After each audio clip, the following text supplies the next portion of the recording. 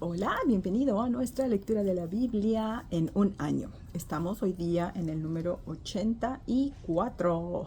Vamos ya avanzando y este día vamos a leer el Evangelio según San Marcos, los capítulos 3 y 4 para poder continuar nuestra lectura. Así que en el nombre del Señor Jesucristo, comenzamos. Aquí, bueno, encontramos, ¿verdad? En San Marcos a nuestro Señor Jesús, una vez más, haciendo milagros. Él estaba empezando su ministerio, así que vemos que Jesús entra en la sinagoga y está un hombre con una mano seca, pero era el día de reposo. Entonces, pues ahí estaban los que querían tenderle trampas al Señor, viendo a ver qué iba a pasar, si lo iba a sanar. Y le dice al varón que se levante y se ponga en pie. Y en el versículo 4 les dice a la multitud o a los fariseos que se encontraban presentes: ¿es lícito en los días de reposo hacer bien o hacer mal, salvar la vida o quitarla? Pero ellos callaban. Es una pregunta para nosotros. Dentro de muchas de las cosas que Dios ordena, ciertamente lo hemos venido hablando y lo hemos venido leyendo en la palabra de Dios, Él nos pide como hijos de Dios que debemos respetar el día de reposo. Para nosotros los hijos de Dios es el domingo, ¿verdad? El primer día de la semana que nuestro Señor resucitó, en lo posible.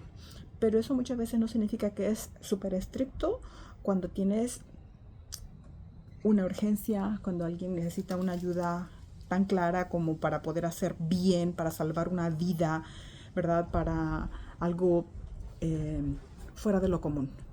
Ya lo he dicho en otras ocasiones, yo entiendo que no se trata de que yo planee a propósito dejar mis actividades para el fin de semana, sábado y domingo, cuando Dios a mí, por su soberanía, me da 6 días para yo hacer todas mis labores, para trabajar, si quiero, desde que me levanto hasta que me acueste, ¿sabes? Desde que se pone sol hasta que se mete o hasta que cae la noche.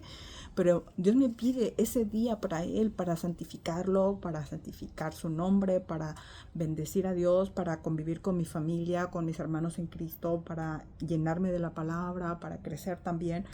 Eso no significa que los restos de los otros días de la semana no se los dedico a Dios, no lo busco, no estoy en comunión con Dios.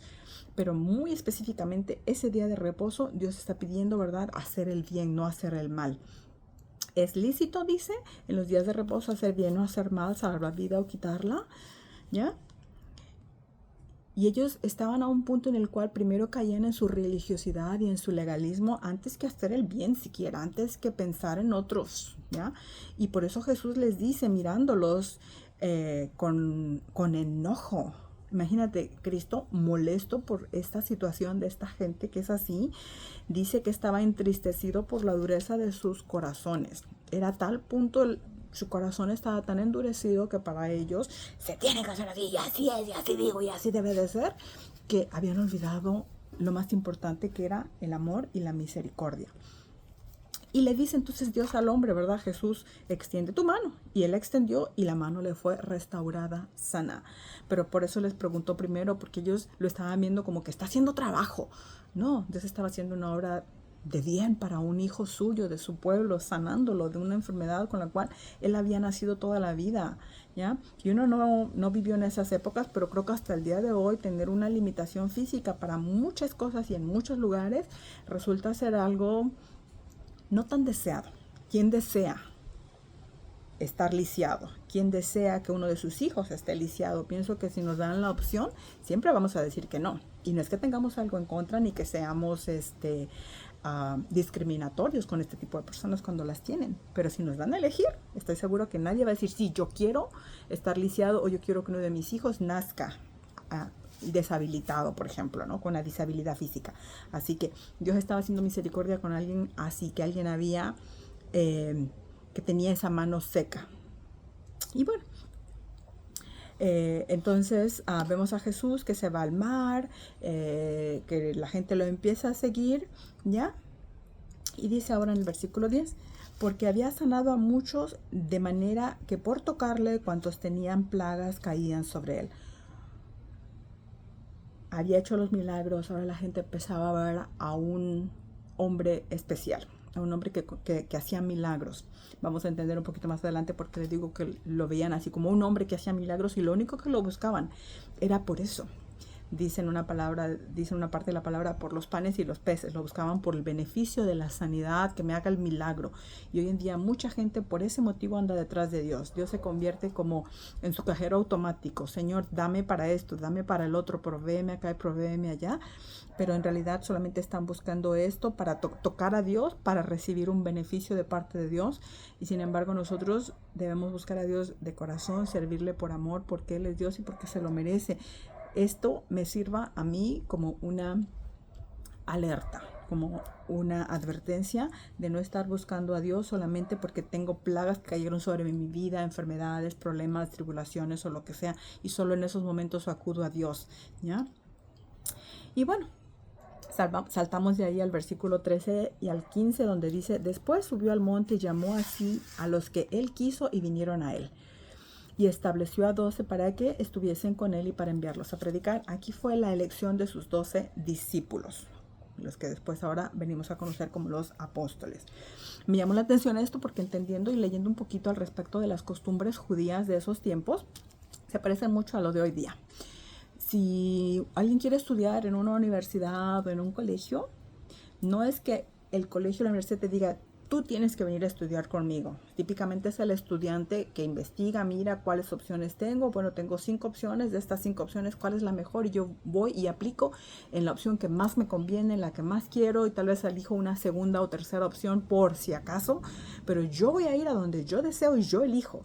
No es que la universidad me elige a mí, por así decirlo, ¿no? O sea, hacen su proceso de selección, pero tú aplicas a donde tú deseas estudiar, en base, no sé, al buen nombre de la institución, su historial, qué sé yo, ¿sí me entiendes?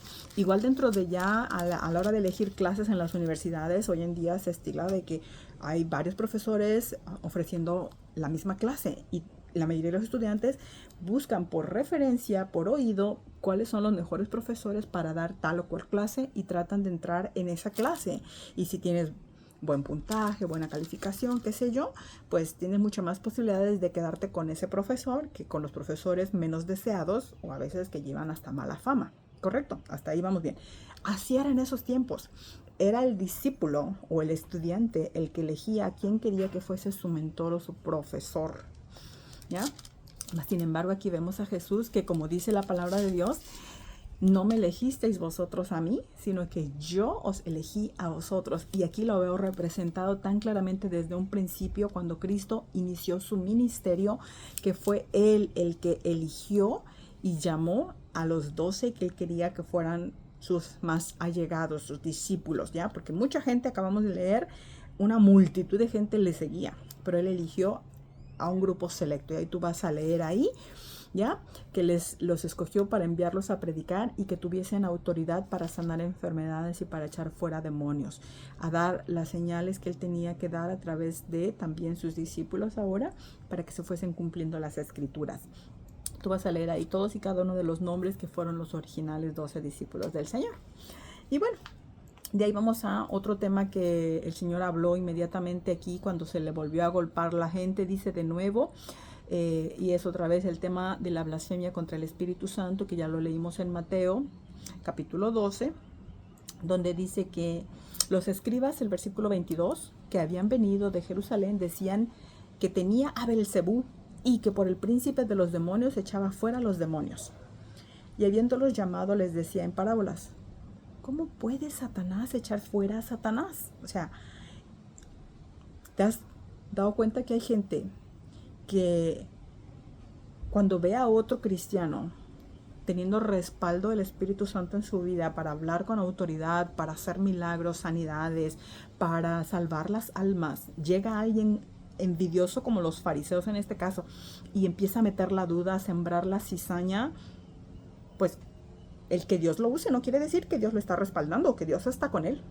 Es que mira, está hablando y puro conocimiento humano. O es que mira, si tiene facilidad de predicación, es porque seguramente estudia mucho, pero no quiere decir que eso sea del Espíritu Santo de Dios. Y empezamos a dudar del poder del Espíritu Santo de Dios en las personas.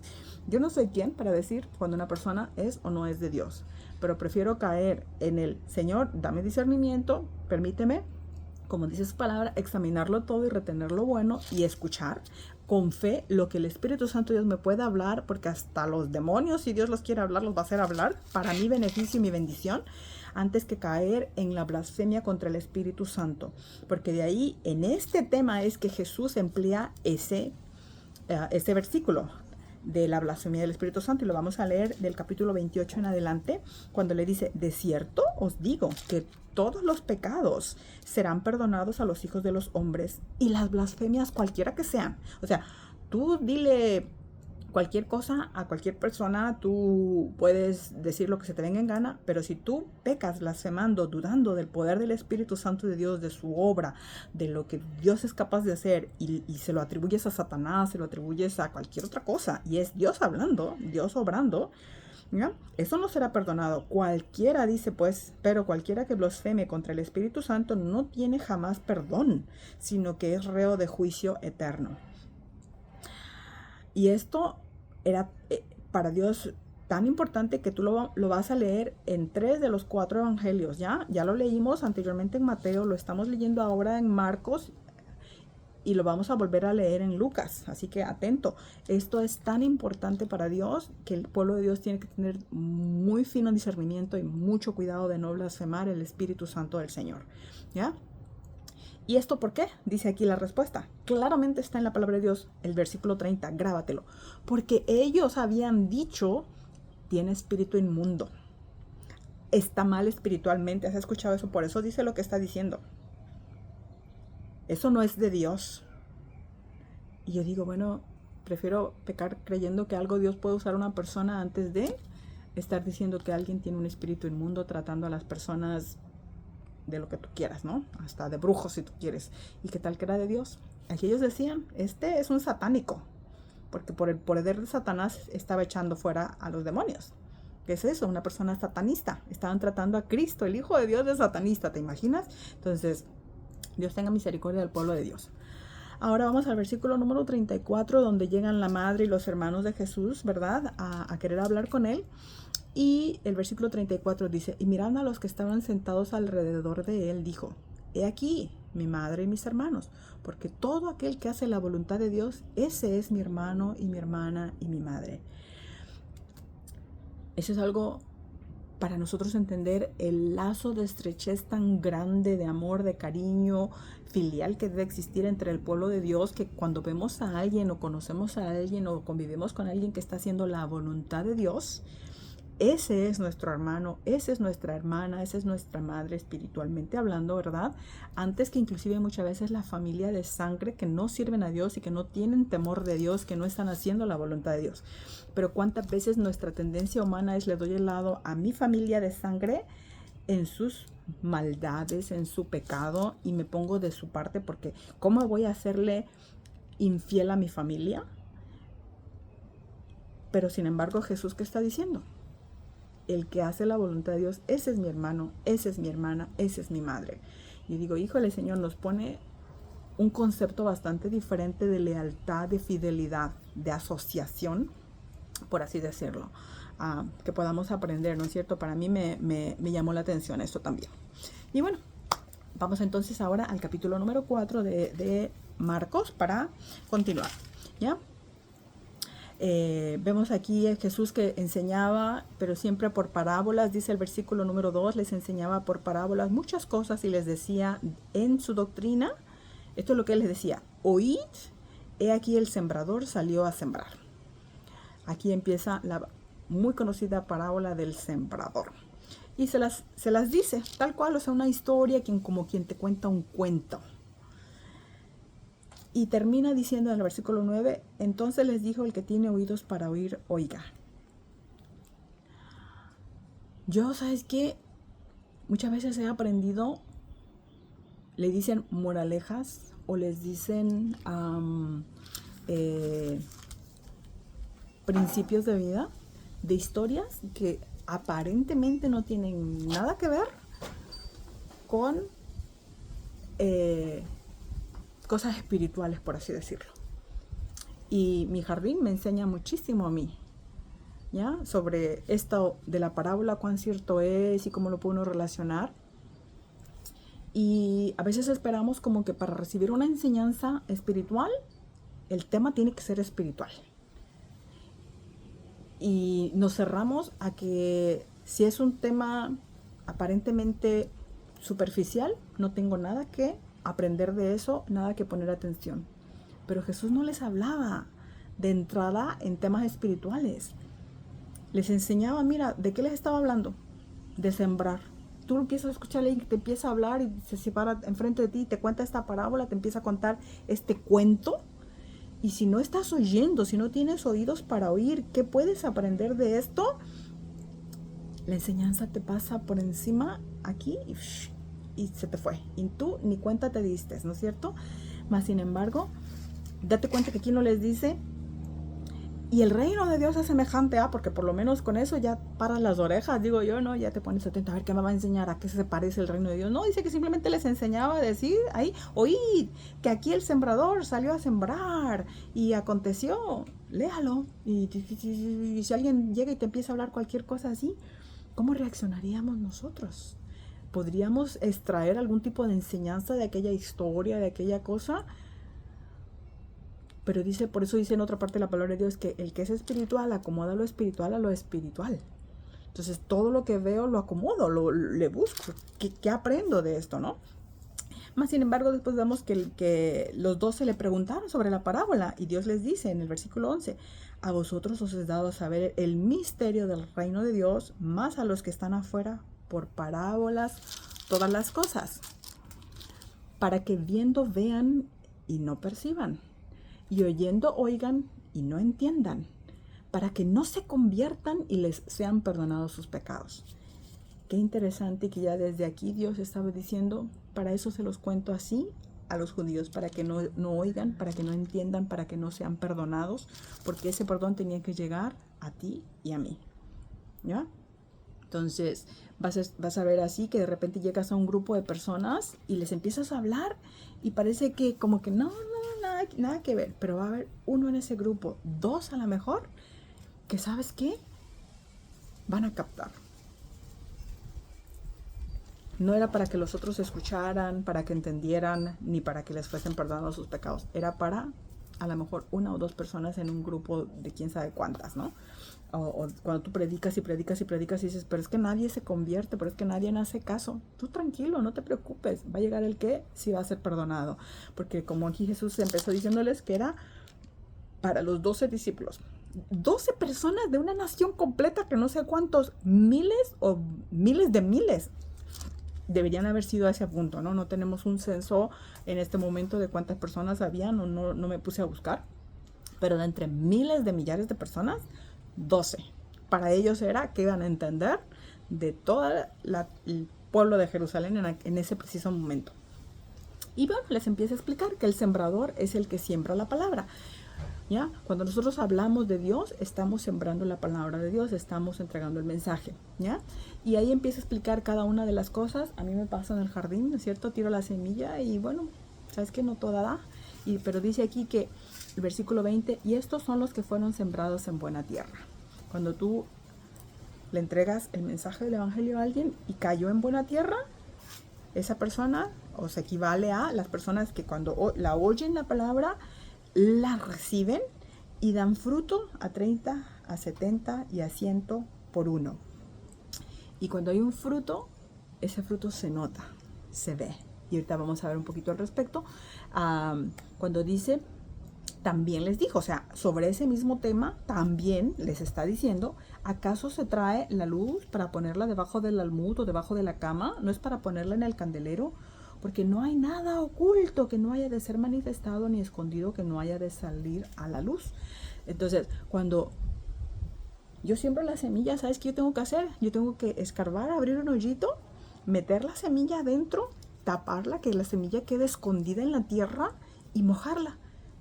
Y estar pendiente nada más de que se esté mojando, la tierra, que la semilla no se me vuelva a secar más, hasta que solita la semilla abre, brota y sale. Pero yo no me doy cuenta que está funcionando, hasta que ya veo la semilla convertida en plantita, brotando de la tierra y empezando a tirar unas hojitas para arriba de la tierra. Hasta ahí yo veo que ya dio su fruto la semilla. No hay nada oculto que no haya de ser a la luz. Cuando tú siembras la semilla y esta de verdad hizo su función que Dios quería que hiciera, no se puede quedar oculto. Vas a empezar a ver resultados en esa persona, vas a empezar a ver cambios de vida. Si era una mentirosa, deja de mentir. Si era una borracha, deja de beber. Si es una fumadora, deja de fumar. Si era una persona que fornicaba, se aleja y dice, ya no voy a fornicar más. Si era una persona que robaba, dice, yo no puedo robar a nadie más. Y, en fin, empiezas a ver los resultados, no se pueden ocultar. Si eso es lo que está hablando la palabra de Dios, ¿no es cierto? De ese fruto del 30, 70 y 60, perdón, 30, 60 y 100 por uno, son esos cambios que se van a empezar a ver, que son el fruto del Espíritu Santo trabajando en la persona. Si era una persona enojona, gritona, mal hablada, se va a empezar a notar, va a empezar a dar su fruto. Esa semilla que cayó va a empezar a dar su fruto, ¿ya? Dice el versículo 24, mirad lo que oís, porque con la medida con que medís os serás medido, y aún se os añadirá a vosotros los que oís, porque el que tiene se le dará más, y al que no tiene aún lo que tiene se le quitará. Entonces, ¿qué estamos oyendo? Estamos oyendo palabra de Dios. Entonces, aquí entendemos lo que está pasando, pero si yo juzgo, con la medida que yo mido, juzgo por una medida diferente a esta que Dios me está dando, y yo digo, no, es que no, este no es un salvado, pero estoy viendo los cambios. Al rato a mí me van a juzgar igual, o viceversa. Yo digo, no, es que si esta es una persona salvada, es que dijo que aceptaba a Jesús, Dios dijo la oración, pero yo sigo viendo que es un hijo del diablo por sus acciones. Siguen dando adulterio, siguen fornicando, robando, mintiendo, enojándose, diciendo de todo malas palabras, emborrachándose, fumando. Siguen en su vida. Y yo insisto en que esa persona es hija de Dios. Yo estoy midiendo mal a la persona. Estoy oyendo, pero no estoy entendiendo. Entonces, sabes que al rato a mí también me va a pasar exactamente lo mismo. Y la gente a mí también me va a medir por otras medidas que no son las correctas. Así que bueno, ahora dice la parábola del crecimiento de la semilla. O sea, ya se sembró la semilla. Ahora, ¿cómo es eso del crecimiento? Ya dice el 26. Decía además, así es el reino de Dios, como cuando el hombre echa la semilla en la tierra y duerme y se levanta de noche y de día y la semilla brota y crece sin que él sepa cómo. Me adelanté, ya te la conté, así pasa, ¿ya? Exactamente, pero así es también el reino de Dios, tú no te das cuenta, ¿ya? Porque de suyo lleva fruto la tierra, primero hierba, luego espiga, después grano, lleno en la espiga. Y cuando el fruto está maduro, enseguida se mete la hoz porque la siega ha llegado. Así es el Hijo de Dios. Empieza un Hijo de Dios, recién brotó la semillita en su corazón. No esperes que va a haber un cambio de 180 grados en esa persona del día a la noche. Va a ir aprendiendo, va a ir creciendo, va a ir madurando, va a ir dejando una pequeña cosita, luego otra, va a ir aprendiendo que esto es bueno, va a ir aprendiendo que esto es malo y va a ir apartándose, porque a veces decimos, mira, y dice que es Hijo de Dios y que ya Dios hizo una obra y de la noche a la mañana queremos ver el cambio de 180. No, porque hay cosas que se van a ir aprendiendo y van a ir creciendo, va a ir madurando. Atentos con eso, ¿ya? Y luego pregunta en el versículo 30, ¿a qué haremos semejante el reino de Dios? Y dice que es como el grano de mostaza, el reino de Dios. Cuando Dios reina en la vida de una persona, en esta tierra, es como una semillita de mostaza. Comenzó así, con algo tan chiquito. A veces lo primero que hacemos es simplemente pedir perdón y pedir perdón a medio mundo, aunque al otro día volvemos a cometer el mismo error. Pero antes esa persona ni siquiera perdón pedía. Bueno, para acabarla, ni nos remordía la conciencia. ¿No es cierto? Hacíamos y pues que se aguante. Pues mira, a mí también me han hecho, ¿por qué no voy a hacer yo? Y así nos conducíamos en la vida. Entonces empieza así, chiquito, como una semillita de mostaza. Pero después, de sembrado, crece y se hace la mayor de las hortalizas y echa grandes ramas de tal manera que las aves del cielo pueden morar bajo su sombra. Después esos cristianos que empezaron así, con esos pequeños cambios, cuando van madurando y van creciendo, después vienen a ser apoyo, consuelo, consejeros para muchas otras personas, y muchos más después, gracias a su predicación, alcanzan salvación también. Se vienen a cobijar bajo las alas de eso que Dios sembró en la vida de esa persona, de esa semillita que fue sembrada en esa persona, y ahí se nota que Dios está reinando en esa vida. Bueno, de ahí vamos a la última parte que para mí que me llamó la atención, que fue cuando Jesús calmó la tempestad. Me llamó la atención del versículo 39 en adelante, que dice: y levantándose, reprendió al viento y le dijo a la mar: calla y enmudece, y cesó el viento y se hizo grande bonanza. Dos cosas. No los reprendió a los dos, solamente reprendió al viento. Al mar solo le habló. ¿Por qué? Tenemos otra parte en la escritura que nos habla que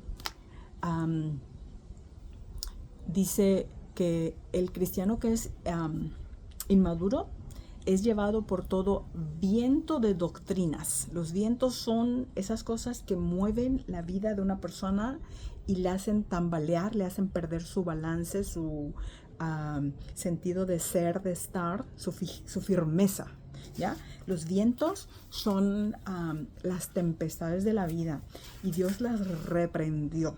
Hay que reprender cuando hay malas enseñanzas, cuando hay malas doctrinas, cuando hay malas creencias, cuando a veces decimos: es que yo siento, pero ese sentir no está respaldado por la palabra de Dios en ninguna parte. Eso hay que reprenderlo.